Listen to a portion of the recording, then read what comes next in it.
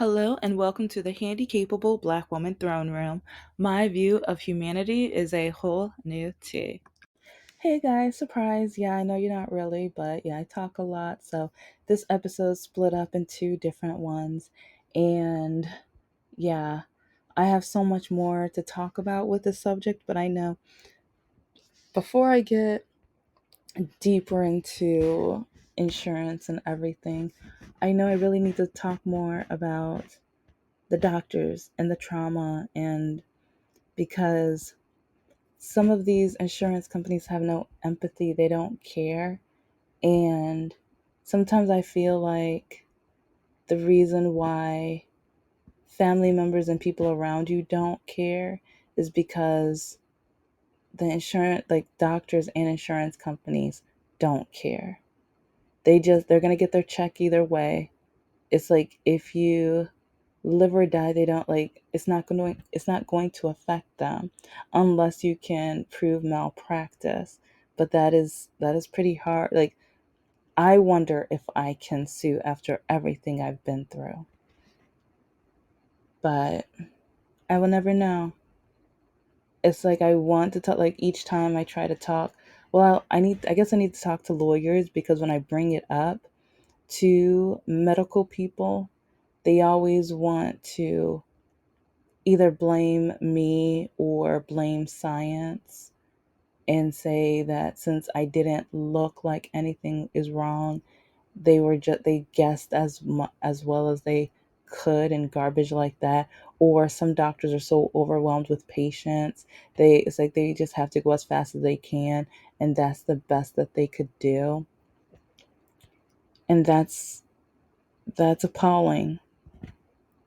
They kept ignoring me to the point until I literally could not walk for 3 to 4 months.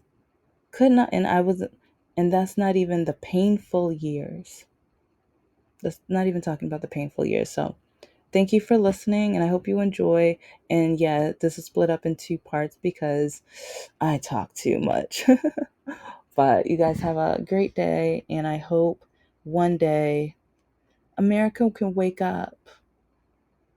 They hate the word woke so much that they are falling asleep to the point that billionaires are taking over, to the point where our purpose, our only purpose, is to work for them and to make them richer. Pay attention. Every law and everything they do.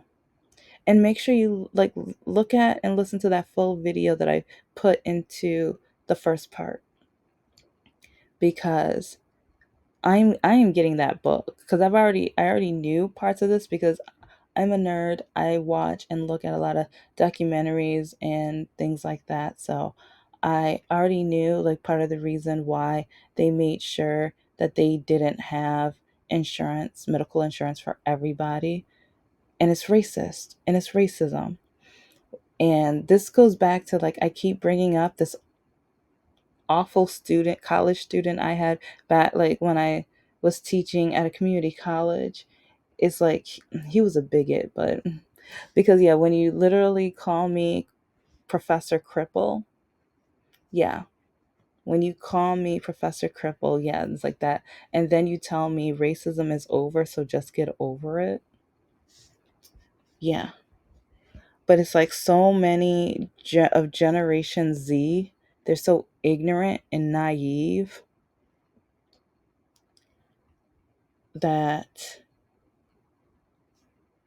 they don't know this history. They don't know why we don't, like, all of the other 32 developed countries have healthcare for all, but America doesn't, because they were waiting for the black people to die off. Because they said in a few decades, all the black people would be dead. That is why we don't have healthcare for all, because they were waiting for us to pass away. They were waiting for us to dig our own graves. Wake up. And this, yeah, so it's like with that one student, that it's like, yeah, it's like I'm getting petty, I'm getting personal, because I mean, I've had a lot of people try to tell me, "Oh, well, the job interview, they didn't not hire you because of your disability. Maybe it's something else. They did not hire you because you're black. Maybe it's something else. Or your doctors, well, maybe they just thought that you were pretending and stuff because you know how people do. People fake diagnoses all the time just so they can make sure they don't have to walk or they don't have to go to work or they don't have to take let's see, like, or yeah, let's just say a whole list of reasons.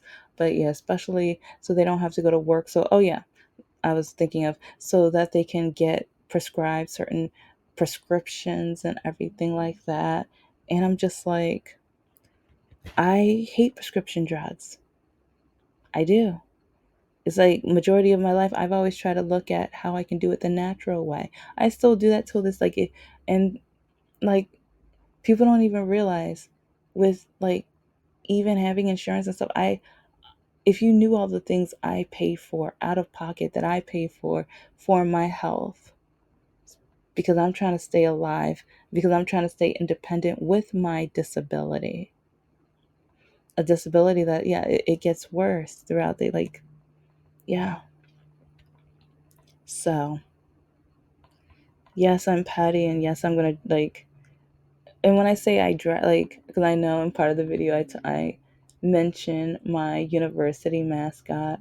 Like, when I say drag or whatever, it's like everything I say is metaphorically, but people have no idea the trauma. People have no idea, like, and because I'm coming from someone from the disability community, and there's so many other like people who get cancer. My mom had cancer, and doctors ignored her for years. I've mentioned this in other episodes, but they ignored her until it was too late and she died. And yes, I had a terrible relationship with her, but she was still my mother. I was still emotional, and especially once I got diagnosed with my disability, I was going through depression because I'm like, all of these years she blamed me. All of these years I was spanked and I was punished and I was told that I was worthless and no one was ever going to love me because I chose to walk like this when I was born with a disability. It's like when she was blaming me, when in actuality, it might be her fault. It might just be her fault. Who would have thought? Yeah, but then, yeah, I already told the story of when I tried to, whew, because yeah, back to like, okay, quick story with the insurance, because I got another example because I've mentioned this, but I forgot which episode.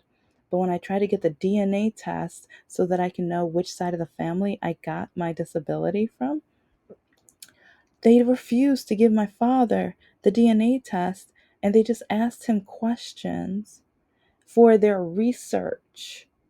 For their research wasn't going to help me. Nothing that they did helped me, but then they gave us a bill. They charged me over 200, I think it was like $250 for a DNA test they did not do. They literally just sat with my father for about an hour asking him questions about me. And then the funny thing is, my dad didn't even answer some, like my sister was there too, but they didn't answer the questions right. So part of me, I think it's kind of funny that they're trying to like, you're gonna charge me for something that you didn't even perform or do. I get nothing out of it, but now you've got incorrect information. So I'm like, you know what? Karma works. Karma works this time because now you guys don't even have great information. This is like, I think it's kind of funny. I mean, it's not funny because I do want them to have the proper research for my disability, but at the same time, it's like they literally refused to give my father the test that we went in for. Then they charged us for the test they did not give, and insurance did not pay for it. We had to, like, yeah. So when we have billionaires and millionaires looking at us, asking us why we're not like having empathy and everything, they don't care about us. They never did and they never will. They care more about their wallets, they care more about their cruises. They only care that our hearts are beating so that we can work for them. They only care that we're breathing so that we can continue assembling and stocking up their products so consumers can shop and buy their products so that they can continue with their millionaire and billionaire lives. That's all they're doing. That's the only reason and and as you can tell, they're making like retirement age longer because they want to get more life out of us. They want to drain more out of us. And they want us working before we are adults. So, if you can tell, they want us to have kids earlier and they want us to work earlier. This is so because they want us to be able to be on the assembly lines and the registers and all the other things so that we would be able to make them richer. They don't care about us. When are we going to wake up and see that? They don't care about us. Okay, thank you for listening. And yeah, I just mean like I'm a writer, so I mean things figuratively. And actually, it's like I do have a poem that like about like at Oakley University, and I literally have the mascot as a teddy bear. So yeah, I'm Patty. I'm very, very extremely petty. It's not published yet. I'm still working on different parts of it and everything because when I drag this beer, I want to drag it all the way. So, yeah, I want to make sure that all of the stuffing is out. Thank you and enjoy. And if you're new, hi, hello. I am the Handicapable Black woman, and I talk everything from politics, river of racism, catfish, dating nightmares, a whole lot of dating nightmares because I have over 300 screenshots from men who literally tell me to eliminate myself from the earth, or they're going to eliminate myself from the earth, or they are going to CHOKE me, or they are glad I don't have children because I'm woke, or that I I love the LGBTQ plus community and I'm nothing but a N word or a the slur for the Chinese Asian community because yeah, coincidentally he got that right because I do have my great grandfather is Chinese, so yay me. And so anyways, I talk a lot of stuff. My YouTube channel is as messy as me because I want to make sure that people know the perspective of someone who is not only a woman, but also a person of color, black, and also I have a disability and I've been through it. And when I've had parents, especially or my mom basically tell me that I wasn't going to be good enough for any man or that I had to date a man that she approves of and only she approves of, even though realize that I don't really like this guy, I don't really care about this guy, I will not be happy with this man. And yeah, I still haven't told that full story, so I will soon. But it's like, since I grew up with the quote in my head, as long as you walk like that, no one's ever going to want you, love you, or marry you, because I was undiagnosed for over 30 years with my walking disability. And part of the reason is because of the insurance system, is because I blame the doctors, but it is partially with the health insurance. And so I'm going to be telling parts of that story today because especially the climate, and it's really funny because I've told my full story, well, not the full but a lot more of the story on my actual podcast, because there's the YouTube podcast and then there is the podcast. So I haven't done an episode on there in like 6 months because yeah, trying to finally finish up my novels, and then I have two or three more children's books I need to get up, trying to get my greeting card business together and my my children's and activity workbooks and my disability life. I like, since I'm newly diagnosed still, I am still trying to work everything out so I can be finally independent. And yeah, it's like mapping out a business plan and creating an all that stuff. So I'm going to be talking a lot more about that on my other YouTube channel, the Handicapable Black Nerd, once I have time, because yeah, I try to do an episode every single day. We'll see how long that that takes, but get ready for my up and coming novel. And yes, it's gonna be soon, because it's gonna be soon. It's like The Power They Drained from Me is gonna be part one. And yeah, because that's one reason why uh it's taking a lot longer is, yeah, I'll tell that story in a day or two. So, but okay, let's get down to the insurance thing, because oh yeah, what has the whole thing that's been happening is happening. And from my perspective, and I know a lot of people, when I even try, like while dating, and men would keep telling me, "Oh, you're not trying hard enough. If you know something's wrong with you, it's like maybe you're just not paying attention to the doctors. Maybe you should just go somewhere to learn how to walk again." And it's like, when I tell you I've been like when I say I've been through trauma, people don't believe me. And especially some people are like, "You smile all the time. You're so happy. You haven't been through any trauma. You don't know what," like, especially like when you think about famous actors who went through depression, who eliminated themselves from the earth. Robin Williams, like, yeah, he was happy all the time. He was able to bury his trauma and frustration and emotions, the awful emotions within, to be able to bring out his light, his happy, his, but it was a kind of a mask, it was a facade. And for me to get through all of the pain and all the things I was going through, it's like I'm very bubbly. And a lot of people say I'm too bubbly, or some men would tell me that real black women aren't this bubbly or whatever. Yeah, I've heard it all or whatever. But when it comes to diagnosis, no one would listen to me. The doctors would kept telling me the pain is in my head. So when I needed procedures, or when I needed tests to try to figure out, because all my life I knew something was wrong, while everyone was calling me a liar, while I was literally getting spanked and punished.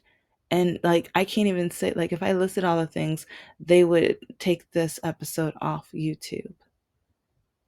It's like, you have no idea what all I've been like, especially being a little girl. And I kept tripping over my feet and dragging my feet, wearing my shoes out. Like, I was so scared when I would compare my twin sisters and my shoes. And I would just be like, okay, so I just can't play at recess for a month or two. And hopefully her shoes will look like my shoes. That was the point it got. That's literally what I did in elementary school. I would sit and not do, like, and I remember teachers would be like, "Go and play, go and do this," and I just shake my head. I'm like, "No." And I remember two of my teachers, they would mark me down because they said I wasn't cooperating, or I wasn't playing with other children, or I wasn't, like, I forgot what the term they used or whatever, but yeah. And then they would tell my mom um during parent teacher conferences. And I would get punished. I would get punished for trying to save my shoes, so then I wouldn't get in trouble for my shoes getting worn out. And but then going to the doctors, trying to get procedures, and then finally in college, I was trying to tell my truth, but everyone would just turn around and tell my sister, and my sister would tell them I'm lying, because my mother was smart enough where she didn't do it in front of, like, it was always when I was home alone with her or in a room with her. And that's one reason why I avoid, like, oh, once I was able to start working, I was out of this house as much as humanly possible, because doctors would not listen to me. Doctors would not allow me to get the procedures that I needed. But I know, like, once I turned 25 and I had to get my own health insurance, like, I had my bachelor's and I think I was just about to start my first master's. And it's like, like doctors were still ignoring me. Sorry, I'm thinking about my teaching jobs and everything like that, because even while teaching, um, the teachers would be like, nothing's wrong with you. You're just making it up. And like I said, I've just been through a lot of trauma. But with the doctors, once I had my own insurance, I would, at first, I had to go to the same doctor because my mom would tell me if I didn't, I would get punished. And so then I would tell, like, with that doctor, I would have to play like like just mum, like saying nothing, like a mime or something. And she would ask me questions that I would just nod my head or shake my head. And she was like, "Oh, talk to me." And I just shrugged my shoulders because I did that a couple times. And because I remember the doctor called my mom, and my mom was so frustrated because, yeah, illegally, because I was 25. And it's like, that's one thing. Like, a lot of my family members are like, that didn't happen. You haven't, like, it's like, and it's crazy. Like, this same doctor, she had to all of a sudden retire. It's like sometimes I wonder, why did she all of a sudden have to retire? Because for 2 or 3 years, I refused to go to the doctors. And I remember this because my mom would threaten me. It's like if I didn't go, because like she, before, like when I first started going to the doctors by myself, I didn't know that after the appointments, like a couple days later, the doctor would call my mom and tell her everything that I told her. And some of the things, it's like I would tell her that I don't know why I walk like this, but I need some help, or can I get some tests, or and I would get spanked for that, or I would get yelled at, or I would get threatened. And so I had to wait until I was 25. So, and but then I had to pay for my own health insurance, and oh, trying to find a doctor, and the doctors kept telling me the pain was in my head. But then I remember the one doctor, he was like, I'm just gonna have to prove you wrong, sweetie. There's nothing wrong with you. Look at you, there's nothing wrong with you, but just to make you happy. And I remember he allowed me to go get an MRI, and I was like, okay, finally. But I didn't know I had crappy insurance. So when I am trying to make the appointment and everything, because the pain, like when I was in college, I was at the point where, especially more in the mornings, my legs would be in so much pain that I didn't want to get up. And my sleeping pattern was so awful. Like I felt like I got no sleep. And so I like trying to like, and I remember some of my teachers, like 20, I think like around 20% of my grade was being in the classroom on time. And it like, I would have to just, I just had to accept that I wasn't going to get an A in that class. I had to accept that because there were some times where getting in the car, I'm like, God, just get me there. I don't know. I'll just figure it out. I'll just figure it out. And so finally being able to get a test. And then remembering when that like I was having a hard time finding jobs because jobs would say, "Why do you walk like that? Is that permanent? You're going to get that fixed, right?" And I remember I was working at, I believe I was at the Detroit Zoo, because I remember one of the times I was at the Detroit Zoo working, and that was only $8 an hour. I was making crap money, and so I like when the woman told me it was going to be over $200, I'm just like, are you kidding me? And I'm like, just trying to fill up my tank of gas and my cell phone bill and different, like I was like, I'm already going through it and trying to pay off like student loan. Like it's like I was at least trying to pay a little bit of my student loans, but then I gave up on that because I'm like, $8 an hour, that's a joke. And so I had to cancel the appointment because I was just like, I can't do this. And then I remember I saw that doctor again. That was my last time because I remember that the doctor laughed at me, and he was like, "Oh, you didn't want to take the test?" He was like, "You know there's nothing wrong with you." And I was just like, "No, I can't afford it." And he was like, "Well, if you would make sure you can afford it, because I mentioned before how I was having a hard time finding a job because of how I walk." And he was just like, "If you want to be able to get a real job, you would make sure you can afford it." And I was just like, well, I don't want to be in debt. I don't want to be in credit card debt. I don't want to be like all of these things. And like, cause I have family members who've gone through that, and I've witnessed like some people I went to college going through that, and I was scared. I didn't want to be one of those. And that's one reason why I started like having credit card debt, because yeah, the I couldn't find a real job. And okay, I'm not saying okay, working at the zoo is a real job, but I mean a real job after college, or a job like the salary, a job that goes with my degree. That's what I'm talking about. Okay. Because, yeah, it's like I love the experience at the butterfly exhibit. My boss was amazing, and I will never forget that, even though that was still one of the lowest paying jobs I've ever had in my life.